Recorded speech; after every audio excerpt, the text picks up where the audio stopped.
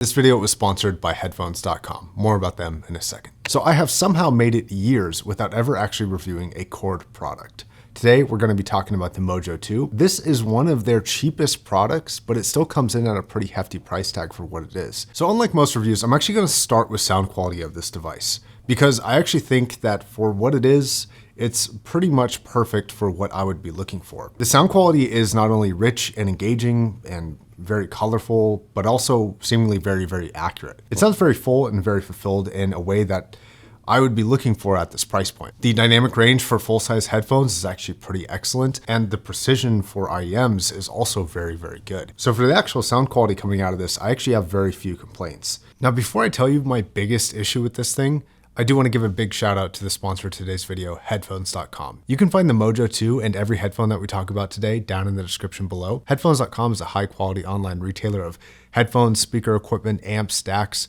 a ton of fun hi-fi stuff. So if you are interested, check them out in the link down below. The actual construction of this is also top notch. So sound quality and construction, both really great. I do get into areas that I kind of do question some things and wish some things were a bit tweaked in some of the other areas of this device. So, okay, the bead system on the front. This is like classic, iconic Chord style and design, right? I don't like it. Mostly because it's not very like user intuitive. For example, if you have the volume set on this and you turn it on, you haven't used it in a few days or something like that, and you look down, you see double orange for the volume. What does that mean? What does that actually represent? If you know the product very well, you kind of have an idea of how much output power you're going to get. But if you don't know the product, you have no clue. So I found myself repeatedly turning the volume all the way down, all the way to the bottom, and then slowly working out for every headphone that I plugged it into because I just had no real point of reference. Same thing with the EQ adjustments that you can do on this. When you go up or down, they change in color, but when they go up or down, like I don't know what the difference between red and orange is, or blue and purple. I really don't know which one is higher, which one is lower, without really spending time and knowing the product very well. So the uptake to really figure this product out is actually fairly slow just because of this colored system. I think a volume number or a physical dial where you can see how far up you are would just be far easier to understand. I have to admit this looks cool, but it definitely seems like a form over function type thing. And that's not really for me. Now, it's not to say that the functions on this are not good. In fact, the functions for a little device like this are actually pretty excellent. So with this little M button, you can actually do some EQ adjustments, and the EQ adjustments happen at 20 Hertz, 125 Hertz, 3000 Hertz, and 20 kilohertz. And they can each go up and down for 9 dB. This is great for fixing small problems with headphones, but it actually has a more important use case that I would actually prefer to use this for, which is actually an inline system for a speaker system. For example, one of the inputs is an optical input.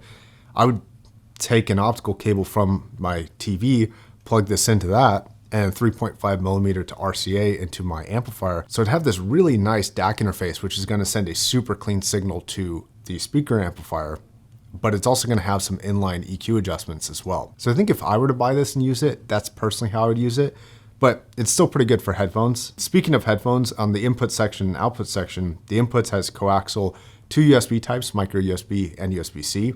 And then there is a separate micro USB for charging. And then you have the outputs, which I'm not sure if I like or dislike. It's 2 3.5 millimeter headphone outputs, and they are exactly the same outputs. These have the same volume, they have the same EQ adjustments, and you can't change them. So you have 2 potential outputs with the same port. One defense of this would be that you can A/B headphones with the exact same device at the same time. And you can just go back and forth and back and forth. And that is true, but there's one big limitation, which is the efficiency of the headphones. Because you can't regulate the volume of each individual output, if one headphone is more efficient than the other, the more efficient headphone will just be a lot louder than the less efficient one. So it makes it a little hard to A/B without volume correcting. To argue against this decision might actually be kind of cool, especially since it's priced so high, to have a 4.4 millimeter balanced output of this.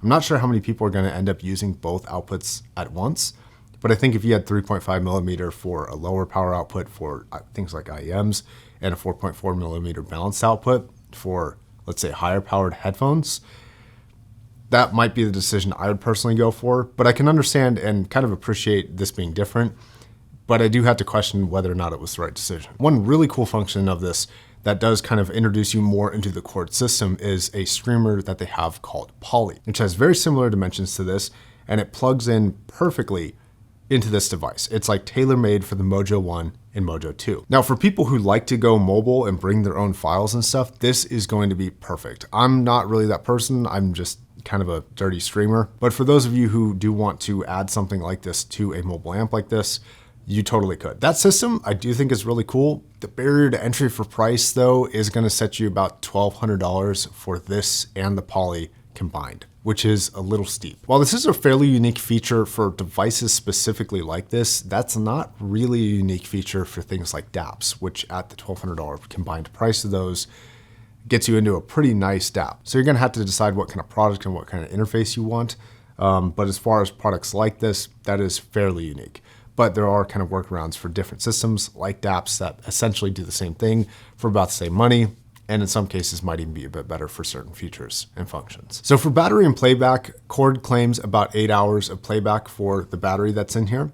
And I do believe it is a usable replaceable battery. For the headphone output power, I think it's about 600 milliwatts into 30 ohms and about 90 milliwatts into 300 ohms. That is not really class leading for devices like this. And that's kind of one of the biggest holdups that I have for recommending this device to people. I think the sound quality is really, really awesome.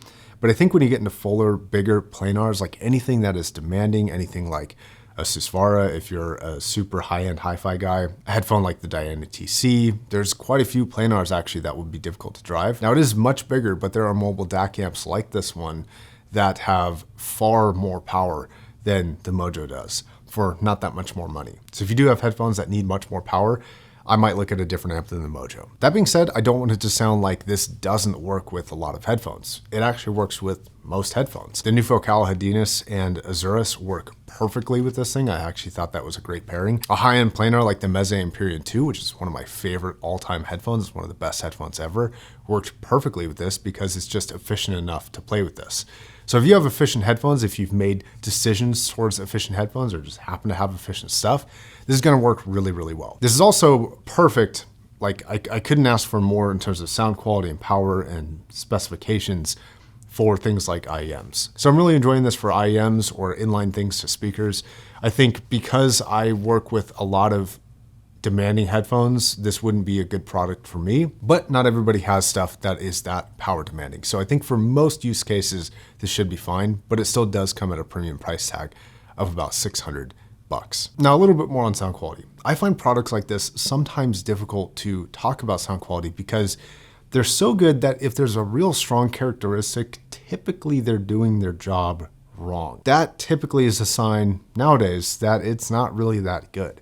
And so I find it easier to actually call out what other things are doing wrong more so than it is to call out what this is doing right. Because by having less flaws than other things, it actually means that it's performing better. As far as high-end sound goes, this pretty much nails everything I would look for. It's got a really dynamic sound to it. Things sound big and epic. All the micro and macro stuff that people talk about seems great. I really like the timbre of this. The high end doesn't feel cheap and chintzy. It doesn't feel thin or veiled.